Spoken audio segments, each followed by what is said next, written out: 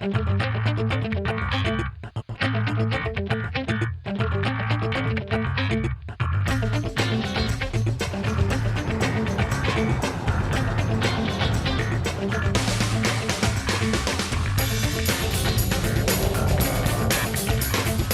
this menagerie of superstars, a spider, a monster, a bat, a jackal, and a gecko.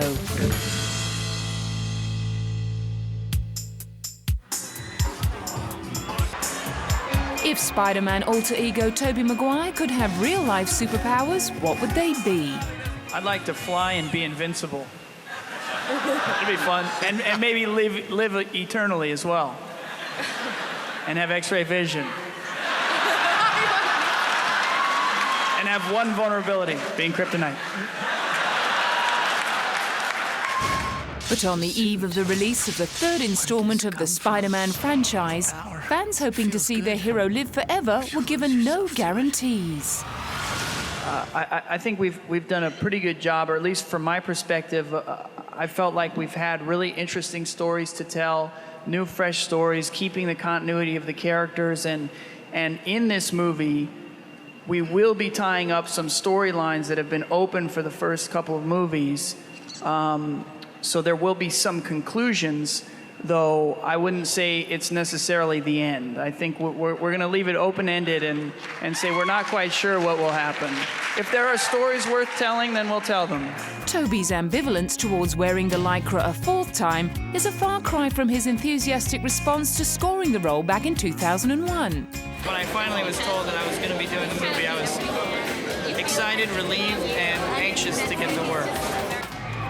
Born in 1975 in Santa Monica, Tobey's early dream was to follow in his father's footsteps and become a chef, despite being a vegetarian.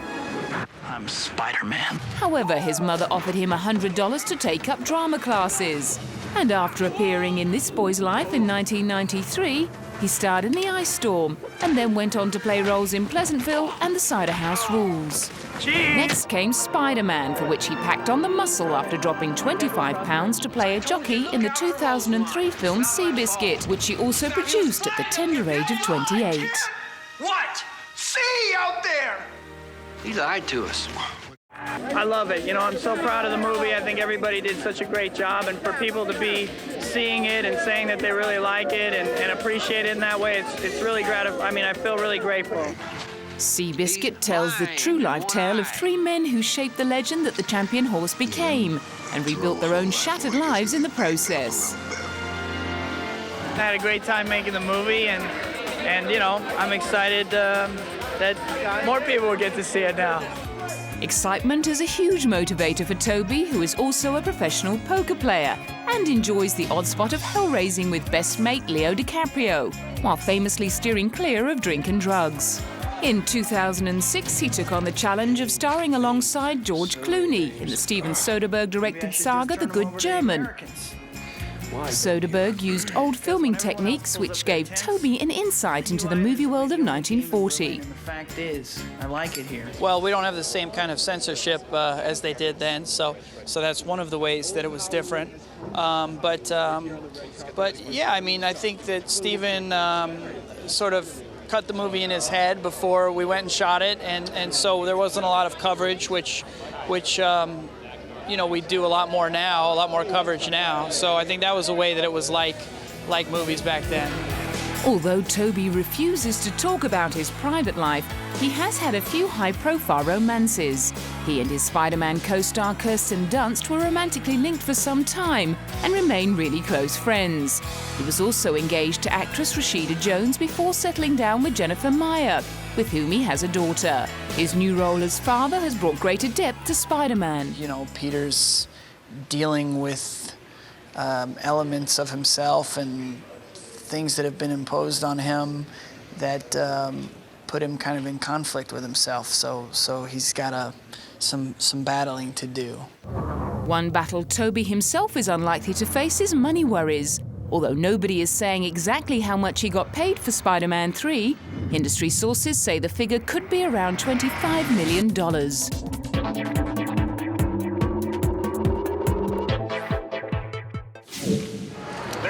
gentlemen, we proudly welcome to the Hollywood Walk of Fame, Miss Charlize Theron. It's a long way from a remote farm in South Africa to the Hollywood Walk of Fame. Well, it is. I come from the other side of the world, you know, and I didn't grow up in this culture and never really knew how you would even go about being an actor. And so to be here today and have this honor be given to me is somewhat of a... I'm still having it kind of sink in. Yeah, it's huge, yeah. But then Charlize Theron's own life reads like a movie script. At the age of 15, she saw her mother shoot and kill her abusive alcoholic father in self-defense. The next year, she won a local modeling competition and traveled to Italy and then New York on a one-year contract. She then studied ballet until a knee injury dashed her dancing ambitions at the age of 18. Her mother persuaded her to go to LA to pursue an acting career. And one day, while she was standing in a bank queue having an argument, a Hollywood agent gave her his card. After making more than a dozen films, including Devil's Advocate and Cider House Rules, Charlize begged to be cast in the role of real-life serial killer Eileen Wuornos. Her beauty queen looks did little to inspire the filmmakers with confidence that she could pull off the dowdy and downtrodden Eileen. Coming on board as co-producer, she astounded audiences and critics with her on-screen transformation and emotional truth. Patty Jenkins was full of praise. She took this role knowing that it wasn't the glory role, and she's a beautiful actress. Lots of people were fighting over working with her at the very same time that she committed to this. There are very few actresses that decide to focus their attention on such subtle, unglamorous work because they love to act, and her performance made all of this possible. In fact, it turned out to be the ultimate glory role. Charlize cleaned up the awards for 2004. Charlize Theron. Charlize Theron. Life has changed a little bit. It hasn't changed me, but I mean, you know, I guess it's just because it's kind of new and it's just happened, and we've had to do quite a bit of promotional work for this film, and this is the last territory that we're covering. So hopefully after this I can go home and have things go back to normal. For Charlize, going back to normal meant shedding the 30 pounds she'd piled on to embody cartoon heroine Aeon Flux. We're practicing every day, 5 to 6 hours a day, for 5-6 hours a day for 6 days a week. So every time she came in, she just did really hard work and came out with Aeon. So I'm very happy with the results, because the type of stuff that she's doing, an average person or an average actress, it took them about 1 to 2 years to do. She did it in less than 3.5 months. Charlize herself was a little less enthusiastic about the experience. 5 hours a day, 6 days a week, not fun. Despite constant rumours that she and long-term actor boyfriend Stuart Townsend are set to marry, Charlize consistently keeps mum. But she's more than ready to pipe up on social and humanitarian issues. As well as being involved in women's rights organisations, she's spoken on gay rights and is an active member of anti-fur lobby group PETA. She also recently held an auction to raise awareness and funds for an African outreach programme. I've had a couple of these now, and we're collecting a nice amount of money, and I want to take a trip to South Africa personally to go and deliver that money to make sure that we can get these mobile homes into the parts of South Africa where I want them to go, where people are less fortunate, where they don't have clinics close by to get this medication. Her continuing attachment to her home country gave birth to another Oscar-nominated performance in 2005's North Country, in which she played a working-class mother fighting injustice in the mining industry. Miss Ames has a problem, and we're going to solve it. Thank you, Mr. Pearson. We're willing to allow you to... Although she didn't win the award, she was honoured. It is really nice to be able to do this kind of work and work with a director like Nikki Caro. That is, you know, the ultimate gift. And then, you know, for an Academy to kind of say, good job is always nice, yeah.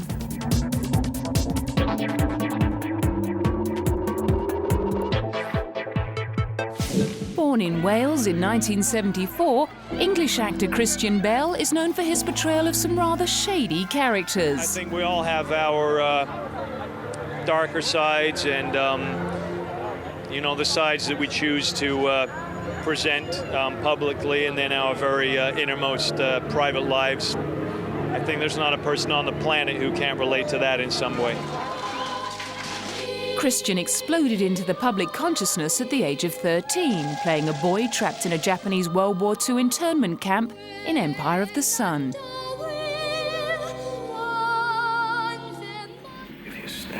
After that, he cut his teeth in a string of independent films before landing the role of serial killer Patrick Bateman in American Psycho. I think my mask of sanity is about to slip.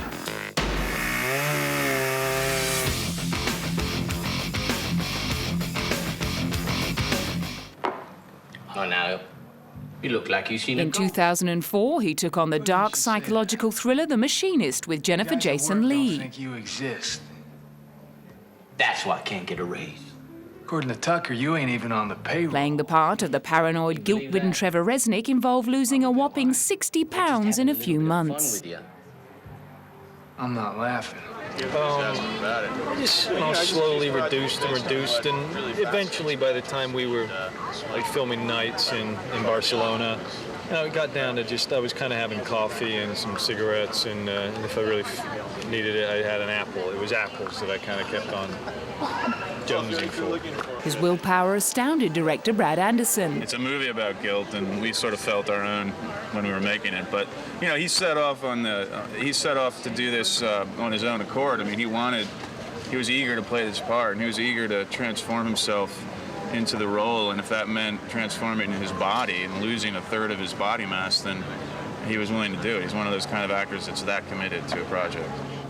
This serious commitment led him on a path towards portraying a darker side of the legendary man in the batsuit. Conquer fear. You must become fear.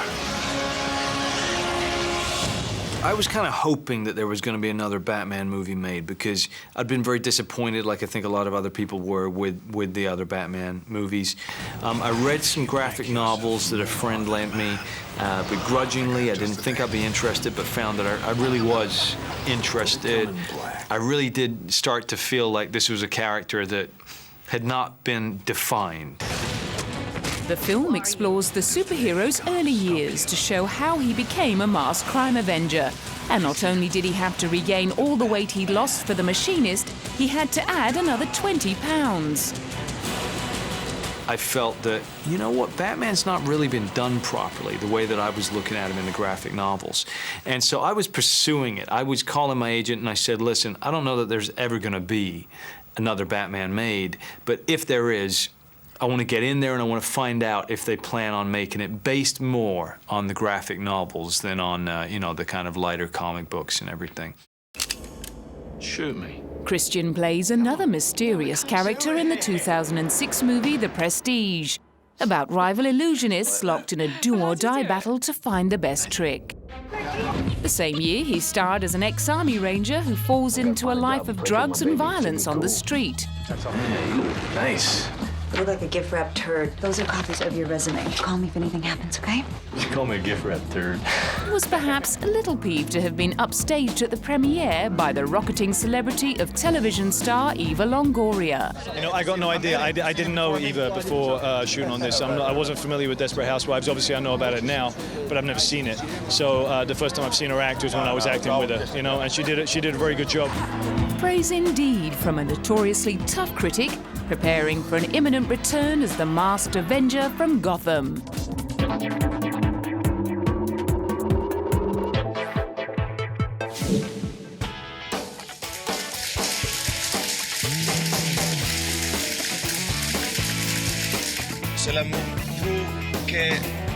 French may not be Bruce Willis's first language, but his heartfelt gratitude came across when he accepted his Order of Arts and Letters from France's cultural minister. He felt a little more at home the next year, when he was finally immortalized on the Hollywood Walk of Fame. I used to come down here and look at these stars, and I could never quite figure out what you were supposed to do to get one. And time has passed, and now here I am doing this, and I'm still excited about it. I'm still excited to be an actor. I'm still thrilled to be asked back, and come out here and smile. Just in case he needed any last-minute references, a supporting cast of A-listers stopped by to attest to his star power. Born in West Germany in 1955, Bruce Willis grew up in New Jersey. Spending much of his youth in bars, he picked up the harmonica and played in a blues band, before studying acting and working his way up from off-Broadway theatre productions through small television roles, to score the lead opposite Sybil Shepherd in the hit comedy series Moonlighting. His feature film debut came in 1987 in the comedy Blind Date. He released an R&B album the same year and had a top 10 hit. He also married Demi Moore and embarked on one of Hollywood's longer-lasting marriages. Looking to break into the movies, he hit pay dirt when he was cast as tough cop John McClane, who gives terrorists much more than they bargained for in Die Hard. Raking in $138 million, follow-ups Die Hard 2 and Die Hard with a Vengeance landed successively bigger slices of the box office. Ladies and gentlemen, I'm a New York police officer. I'm going to ask you to calmly and quietly start moving towards the other end of the car. Aside from the Die Hard franchise, his career looked a little shaky in the 90s. But by the end of the decade, he hit back with M. Night Shyamalan's The Sixth Sense and Armageddon. He then proved he did have a softer side by giving voice to little baby Mikey in Look Who's Talking. And in 2003, he lent his voice to the dog Spike in the Rugrats movie. It was big fun. It was a big, fun process for me doing this thing, and I think it turned out really well.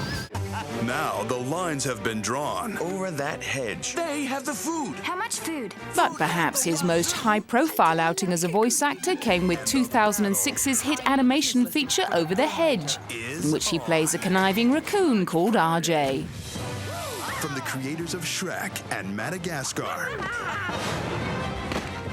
I think he's dead. Oh, really? Do you, in fact, have an associate's degree from VermTech? Oh, thank you all for coming. Known for his right-wing politics and support of the Iraq War, Bruce also had strong views about the role of film actors when he accepted the role as an ex-police negotiator drawn into a sticky situation in Hostage.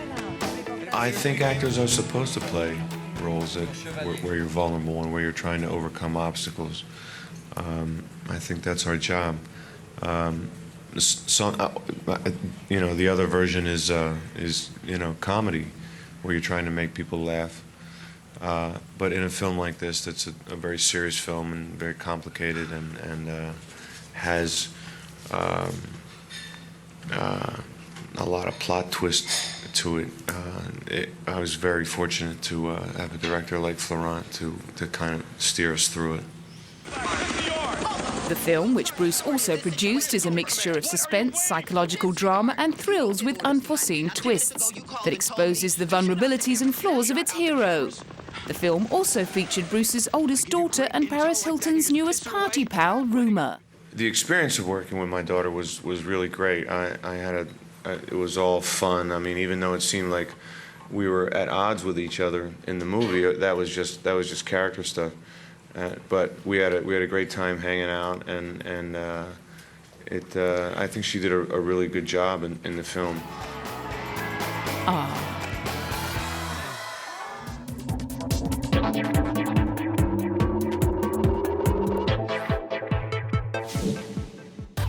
MichaelDouglas's path to Hollywood may have been paved by his father's career, but being the son of Kirk Douglas was no pushover part to play.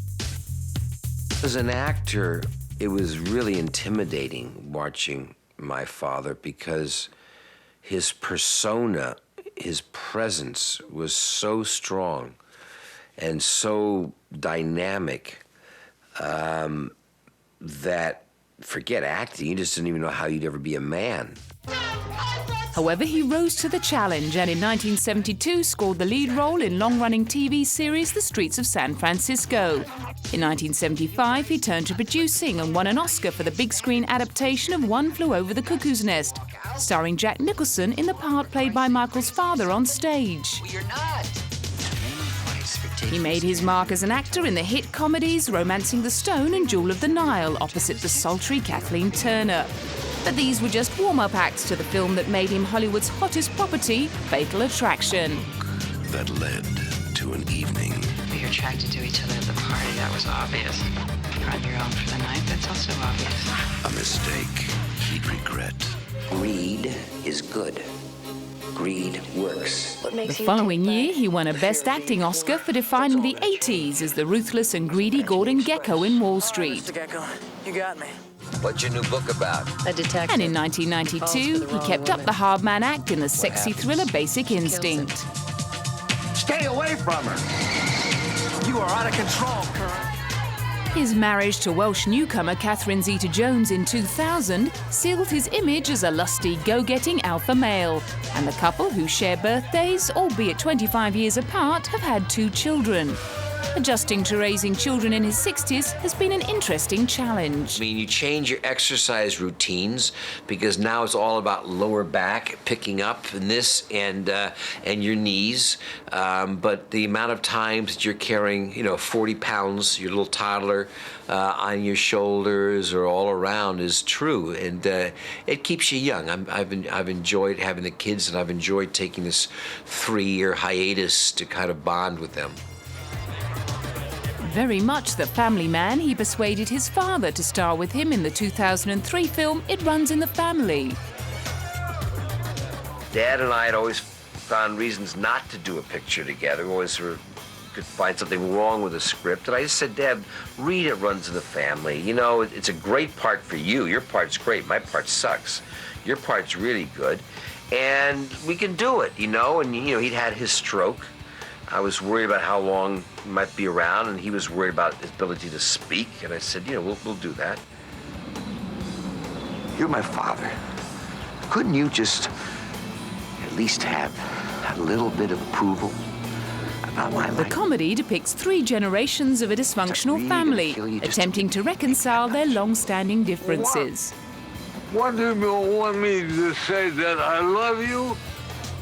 Sticking to the family theme in the comedy You, Me and Dupree, Michael got to play Kate Hudson's father.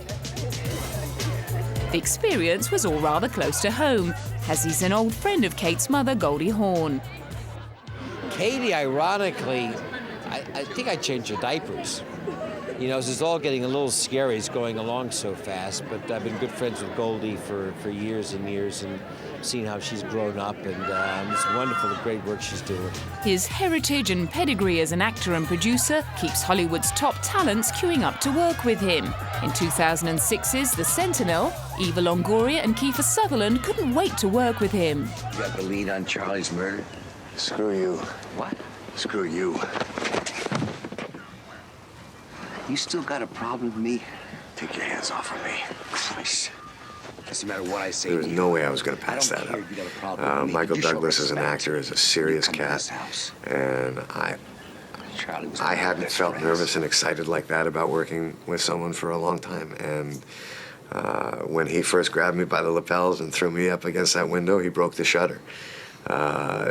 It was everything I wanted. We were going to play, and I look forward to that. When he's not tackling the bad guys on screen, he's working behind the scenes to bring about nuclear disarmament. In 1998, he was appointed UN Messenger of Peace by Kofi Annan. And on World Peace Day in 2005, he spoke of the embarrassment of global disarmament efforts. The body should be completely embarrassed as to the fact that we could not come up with any wording or phrasing regarding the issues of nuclear proliferation, comprehensive test ban treaties, non-proliferation, as well as our small arms and light arms. And I think hopefully that the silence of that is going to be embarrassing and awkward enough for enough countries to go back and reevaluate and see if we can't come up with a plan.